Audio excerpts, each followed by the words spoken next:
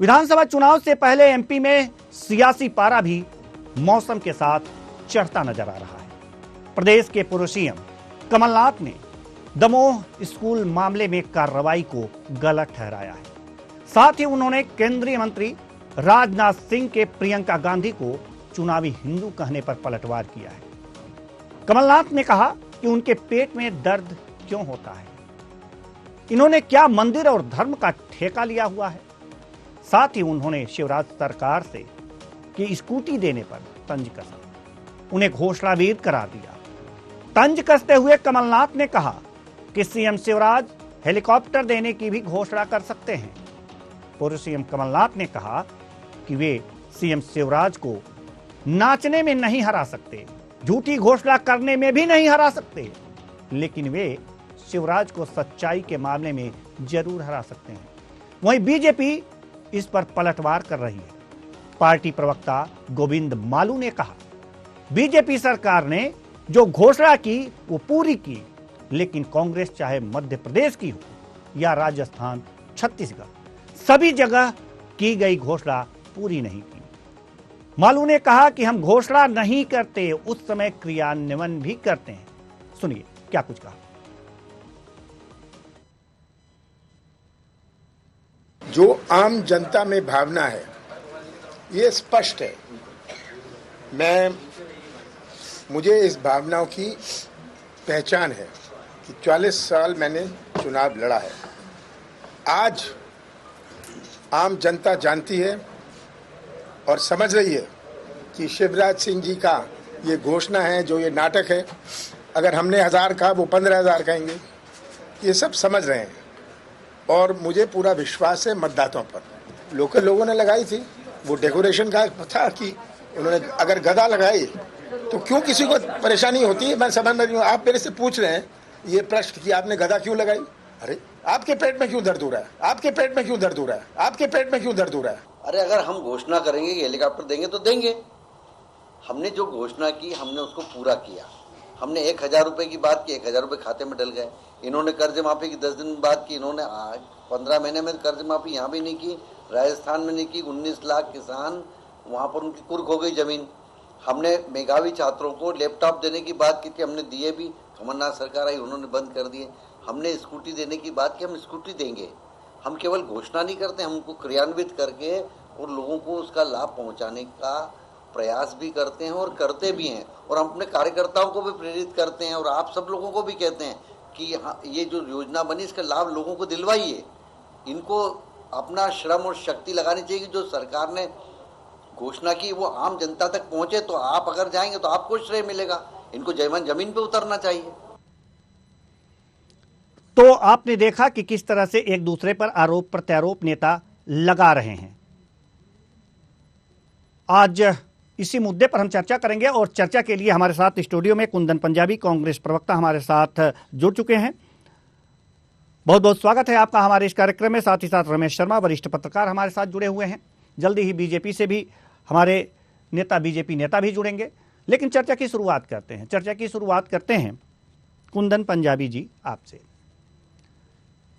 सवाल यह है कि धर्म की राजनीति का बीजेपी पर कांग्रेस लगातार आरोप लगाती रही है कि वो धर्म की राजनीति करती है, लेकिन वास्तव में जैसे कि कमलनाथ ने पूछा है कि पेट में दर्द क्यों होता है, पेट में दर्द होगा। आप तो ये बराबर कहते हैं कि हम धर्म की राजनीति नहीं करते, हम सेकुलर हैं, फिर गदा लगाने की क्या जरूरत थी। प्रश्न तो उठता है, सवाल तो होगा, जवाब आपको देना है।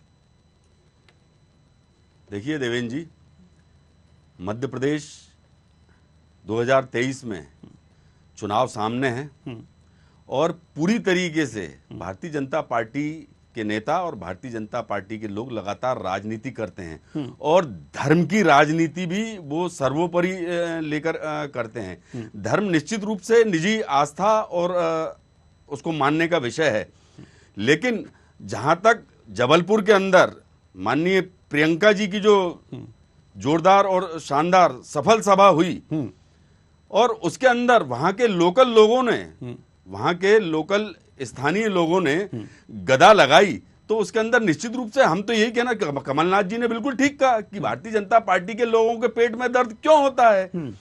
क्या धर्म का ठेका भारतीय जनता पार्टी के नेताओं ने या उनके सिर्फ लोगों ने ले रखा है क्या धर्म उनसे पूछ के आदमी मानेगा? इस प्रदेश के अंदर कोई धर्म मानने पे बंदिश है क्या?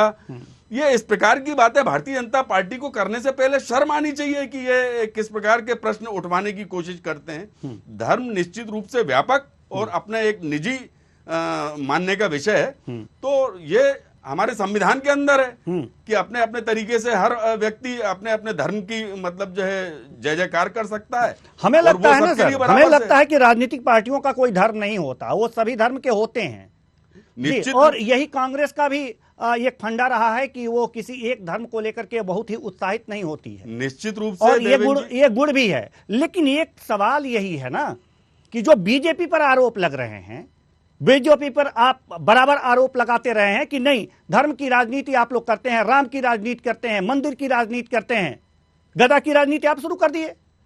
उनमें और आप में अंतर कहां रहा? वहां टोपी भी लगा दिए होते। देवेंद्र जी, निश्चित रूप से धर्म निजी आस्था का विषय है, और कांग्रेस पार्टी जब से कांग्रेस पार्टी बनी है 138-139 साल हो गए, आज इस देश के अंदर सर्वधर्म समभाव की पार्टी, सर्वजन हिताय सर्वजन सुखाय की पार्टी कांग्रेस पार्टी है। हर धर्म का सम्मान कांग्रेस पार्टी ने हमेशा किया है और हमेशा करती रहेगी। बाबा साहब अंबेडकर के संविधान को मानते हुए हम लोगों ने हमेशा सर्वधर्म समभाव की बातें की है, लेकिन तुष्टीकरण और धर्म की राजनीति भारतीय जनता पार्टी के लोग और भारतीय जनता पार्टी के नेता करते आए हैं। ये पूरा देश जानता है, पूरा विश्व जानता है, ये कभी छुपा हुआ नहीं है। ये एजेंडा लेके चलते हैं। धर्म की आड़ में छुप के किस प्रकार से राजनीति की जाए, इन्होंने हमेशा वही प्रयास किया है और वही प्रयास ये हमेशा करते रहे। कर्नाटका के अंदर भी इन्होंने कोशिश की थी, वहां की जनता ने इन्हें जमीन पे गुलाट खिलाने का काम किया, करारा तमाचा लगाया, और जो खरीद फरोख्त करने का पाप कर्नाटक के अंदर भी किया था सरकार बनाने का, खरीद फरोख्त की सरकार, वही पाप मध्य प्रदेश के अंदर भी भारतीय जनता पार्टी करके बैठी है। उसका भी जवाब मध्य प्रदेश की जनता 4-5 महीने बाद जो आने वाले चुनाव है उसमें निश्चित रूप से देने वाली है। चलिए, जनता बहुत अच्छे से समझती है, ठीक है, भारतीय जनता पार्टी धर्म की राजनीति, धर्म की आड़ में किस प्रकार से ढोंग करती है। ठीक है, अच्छी बात है, वो जनता के ऊपर छोड़ दीजिए कि जनता क्या करेगी। हम रमेश शर्मा जी के पास आएंगे, वरिष्ठ पत्रकार हैं हमारे साथ जुड़े हुए।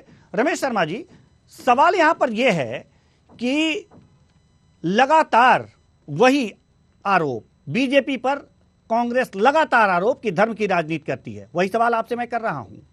यहां गदा लगाकर इन्होंने क्या साबित किया है? जिसका विरोध कर रहे थे वही रास्ते इन्होंने अपना लिए।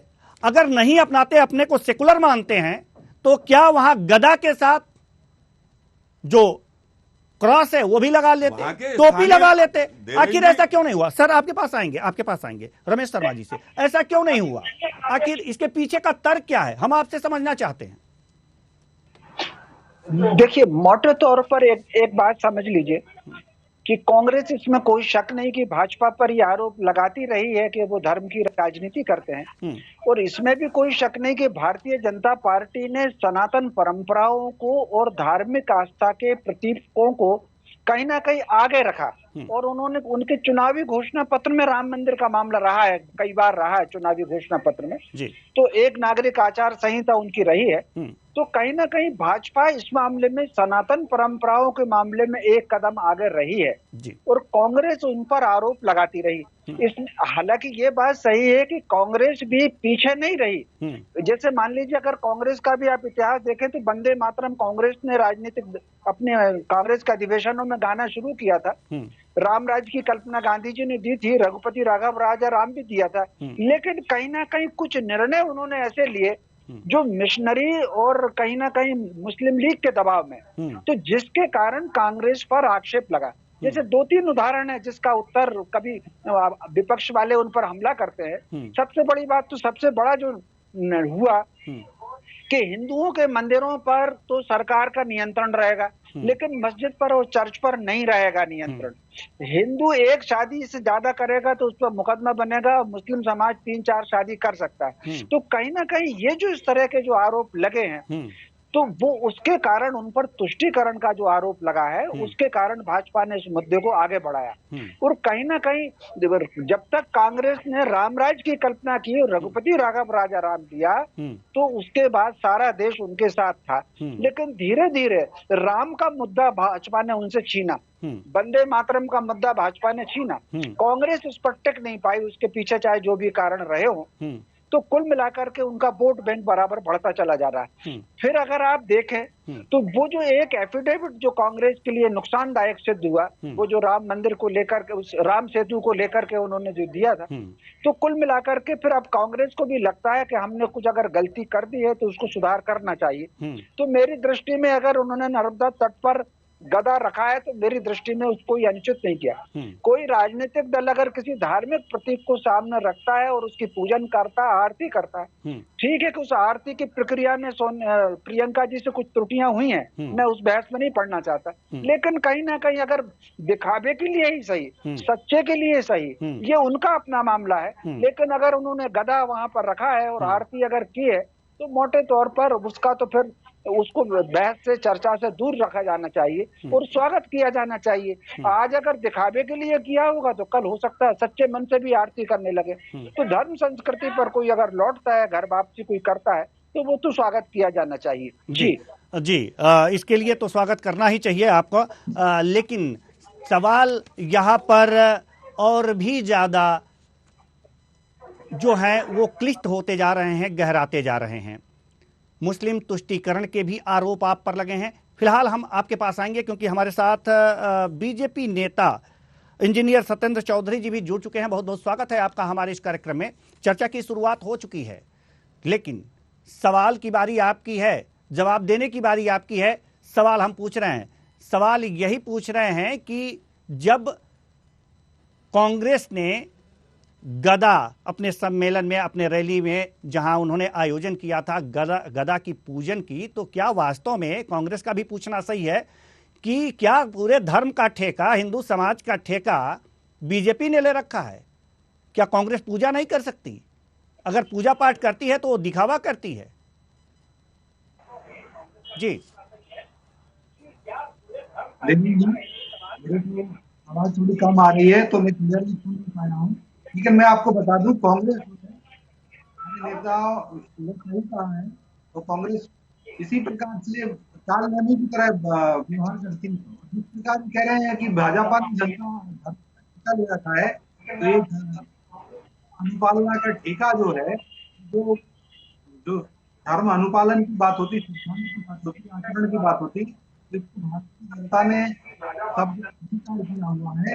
और भारतीय जनता ने बार बार इनको तमाचा मारा है, बार बार इनको दिखा भी दिया है कि कौन सही है। ये तो ताल लेने की तरह व्यवहार करते हैं।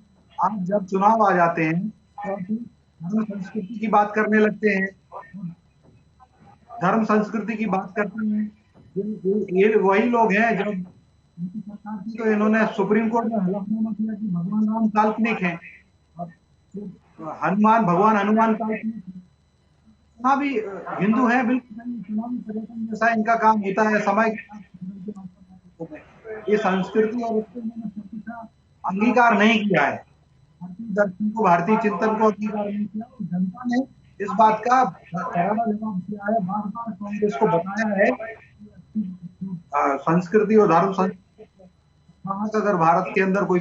चलिए, आपकी आवाज स्पष्ट नहीं आ पा रही है कि आप क्या कह रहे हैं, समझ में भी पूरा नहीं आ पा रहा है। जी, कुंदन जी कुछ कहना चाह रहे हैं जल्दी से। जी देखिए देवेंद्र जी, वास्तविकता में भारतीय जनता पार्टी के नेता की आवाज यहां तक नहीं पहुंच रही। वाकई में वो क्या कह रहे हैं और क्या नहीं कह रहे हैं वो खुद ही नहीं समझ रहे आज, और यहाँ पे प्रदेश के लोगों को समझाना चाहते हैं। इसी प्रकार की बातें इन्होंने कर्नाटका के अंदर भी की थी, लेकिन जनता ने किस प्रकार से वहां पे बजरंग दल को बजरंग बली से जोड़ने का प्रयास किया था, वहां की जनता ने इन्हें जमीन सुंगाई थी, करारा तमाचा लगाया। वही स्थिति यहाँ मध्य प्रदेश के भी आने वाले आगामी चुनाव में होने वाली है। तो धर्म की आड़ में भारतीय जनता पार्टी राजनीति करना बंद करे और किसी भी दल को ये कहने का इनको कोई हक नहीं बनता कि आप गदा क्यों लगाते हैं, आप त्रिशूल लेके क्यों चलते हैं, आप तिलक क्यों करते हैं, आप होते कौन है? क्या आपने ठेका ले लिया है क्या देश के अंदर? और आपके पेट में दर्द होता क्यों है? और अगर होता है तो होता रहे। हम तो अपनी सनातनी परंपराओं को, अपने देश की सर्व धर्म समभाव को मानते तो ये आप मानते हैं ना सर, आप ये मानते हैं ना, आप ये मानते हैं कि हाँ कुछ गलतियां हो गई, अब पुनः वापसी कर रहे हैं और जो सनातन धर्म है जी, गलतियों का कोई विषय नहीं है। कांग्रेस पार्टी हमेशा सर्वधर्म समभाव की बात एक बात आप बताइए ना, और अगर मैं सनातनी हिंदू हूं तो अपने सनातन धर्म का पालन करता हूं, उसमें भारतीय जनता पार्टी के नेताओं को क्यों? भारतीय जनता पार्टी एक बात कहती है कि आप दिखावे के हिंदू हैं, आप दिखावे के हिंदू हैं, तो भारतीय जनता पार्टी के लोग हैं। लेकिन कर्म भी तो आप लोग कुछ ऐसा कर देते हैं ना, कोशिश करते हैं, कर्म भी तो ऐसा कुछ कर देते हैं। अब कोर्ट के ऊपर जनेऊ कौन धारण करता है सर, जरा हमें बताइए।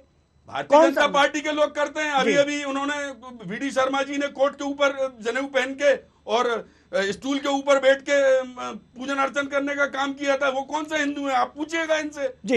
इंजीनियर सत्येंद्र के ऊपर जनेऊ पहनने का काम ये लोग करते हैं। सत्येंद्र जी, राहुल गांधी पर तो बहुत सारे आपने आरोप लगाए थे, लेकिन अब तो वीडी शर्मा भी उस लाइन में आ गए हैं, जनेऊ धारण कर रहे हैं कोर्ट के ऊपर, जैसा कि अभी हमारे कुंदन पंजाबी जी कह रहे हैं। जवाब दीजिए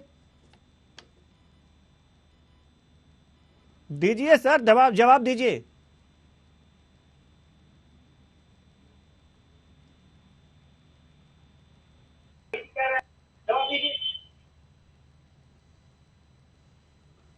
चलिए सर, हम आपके पास आएंगे जी। रमेश शर्मा जी, वरिष्ठ पत्रकार, हम आपके पास आना चाह रहे हैं। अगर दोनों पार्टियों की बातें अगर जो की जाएं तो राहुल गांधी पर लगातार निशाना साधा जा रहा है बीजेपी के द्वारा कि कोर्ट के ऊपर जनेऊ और दिखावे के हिंदू हैं। तो वीडी शर्मा भी तो इसी लाइन में आ गए, जैसा कि कुंदन पंजाबी जी कह रहे हैं। तो आपका क्या कहना है, वास्तव में ये हो क्या रहा है? जनता मूर्ख है क्या? देखिए मोटे तौर जनता जो है सब चीज को जानती है।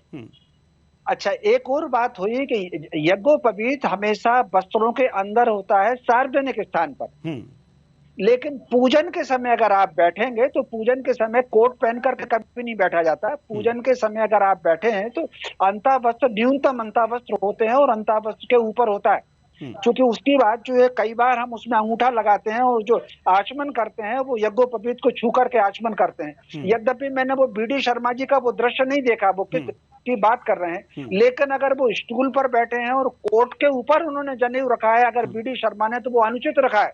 सनातन परंपरा इस तरह की नहीं है।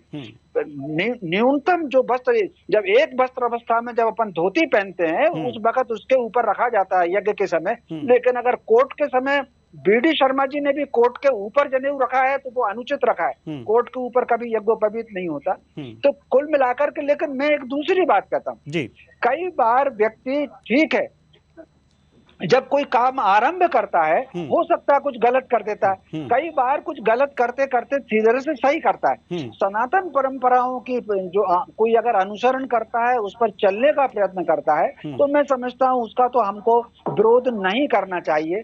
ठीक उसी प्रकार अगर जबकि है या आरती की है, जो मैंने पहले कहा, उसमें त्रुटि हो सकती है, लेकिन इसको हमको बहस का विषय नहीं बनाना चाहिए, इसको फिर अलग रखना चाहिए। हम अगर आस्थावादी हैं तो हम अपनी पूजन अपने तरीके से करें, हम अपने तरीके से पूजन करें, अपने प्रभु को उस तरीके से याद करें, तो वो जो है उसको उसी ढंग से लिया जाना चाहिए। ठीक है जी। इंजीनियर सत्येंद्र चौधरी जी, जी आप कुछ कह रहे थे, आपकी आवाज साफ नहीं आ पा रही थी, पूरा कीजिए। हाँ देवेंद्र जी, कुछ टेक्निकल प्रॉब्लम रहा जिसके कारण मैं अपना पक्ष सही से नहीं रख पाया। तकनीकी के युग में कभी कभार तकनीकी हमारा साथ नहीं देती है जी, तो लेकिन राजनीतिक तकनीकी साथ दी है जी। जी निसंदेह। देखिए जो बात अभी हो रही है, मैं आपको बता दूं देवेंद्र जी, ये कांग्रेस का कालनेमी की तरह व्यवहार है। और मैंने ये कहा है कि ये ठेका कोई भारतीय जनता पार्टी ने नहीं लिया धर्म संस्कृति का, ये बिल्कुल सही है। और हमने कभी कहा ही नहीं कि हमने कोई भारतीय जनता पार्टी ने कभी धर्म का ठेका ले रखा है।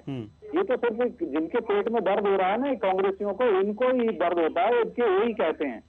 और जनता जरूर भारत की, जो भारत का नागरिक है, भारतीय जो है, उन लोगों ने, उन्होंने, हमारी जो देश तुल्य का जनता है भारत की, उन्होंने जरूर अपना धर्म, संस्कृति और आचरण को अपनाते हैं। और भारतीय जनता पार्टी भारतीयता के सिद्धांतों को लेकर के चलती है, कभी भी हम फंसते नहीं। आप देखिए चुनावी हिंदू अभी कहा है, बिल्कुल सही कहा, ये मतलब इनके साथ में लोग जब चुनाव आते हैं तब अब बातें करते हैं ऐसी, और एक जब समय आता है इनका अवसरवादिता का, तो सुप्रीम कोर्ट में जाकर के कहते हैं कि भगवान राम कुछ नहीं थे, सुग्रीव कुछ नहीं थे, हनुमान कोई नहीं थे, काल्पनिक कैरेक्टर थे, सीता काल्पनिक कैरेक्टर थी।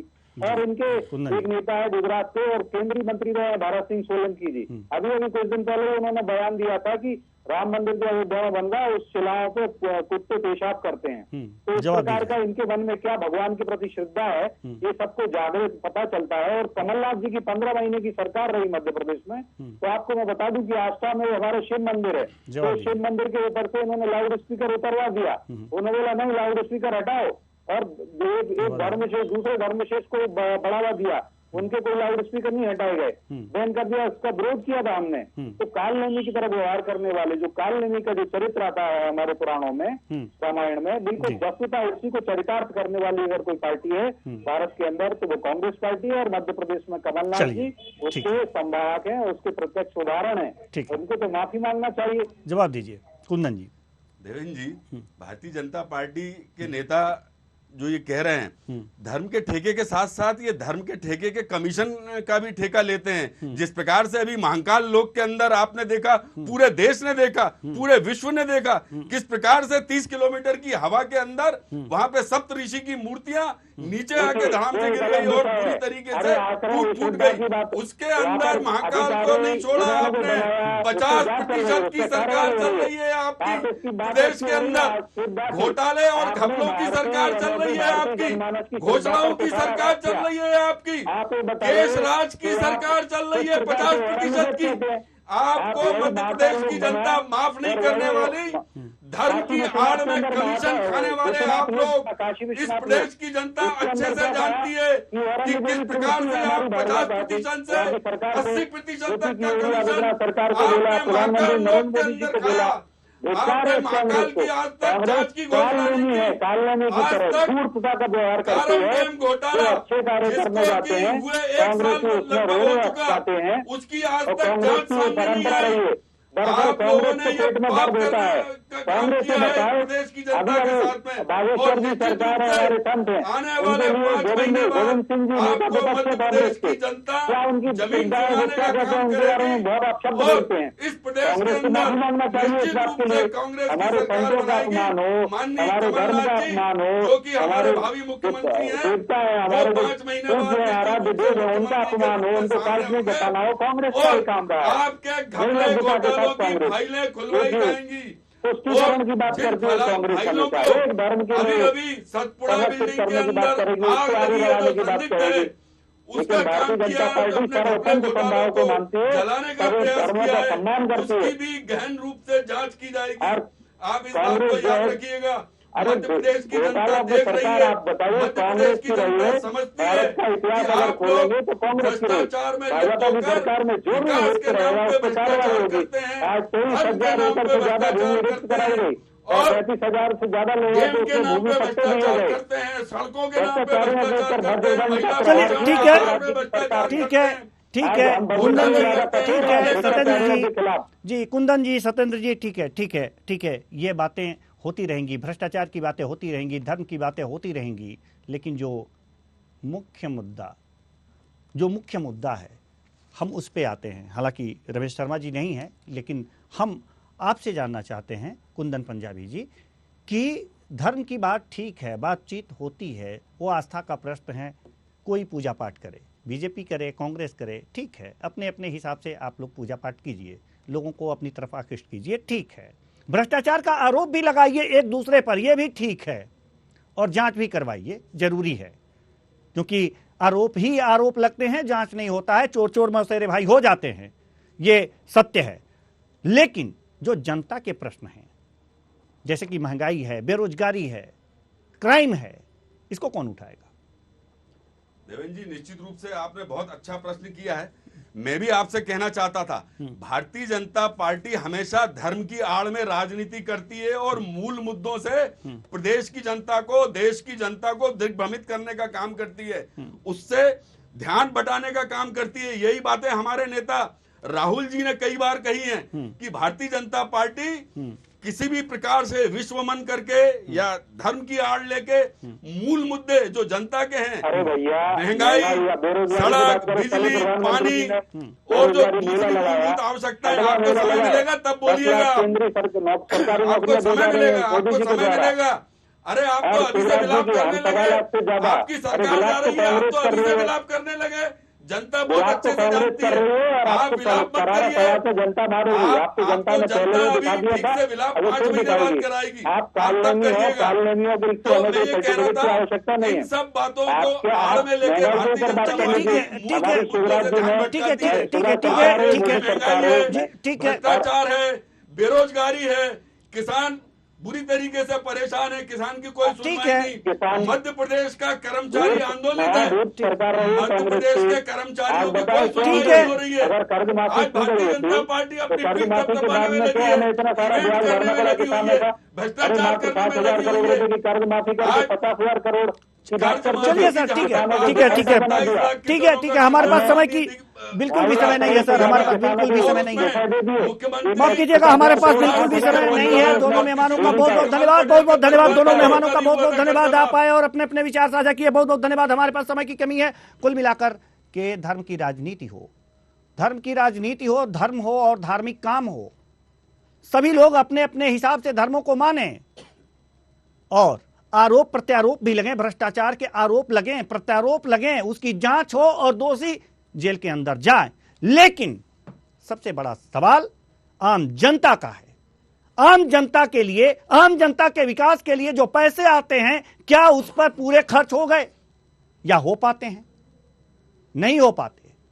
आम जनता महंगाई से अगर जो त्रस्त है, बेरोजगारी से त्रस्त है, तो उसकी तरफ कौन देखेगा? क्या धर्म और आरोप प्रत्यारोप से एक आम जनता का कल्याण हो पाएगा? इसके लिए कौन जिम्मेदार है, सत्ता पक्ष या विपक्ष? यह सोचने और समझने वाली बात है और जनता है, सब जानती है। फिलहाल इस कार्यक्रम में इतना ही। मुझे दीजिए इजाजत, नमस्कार।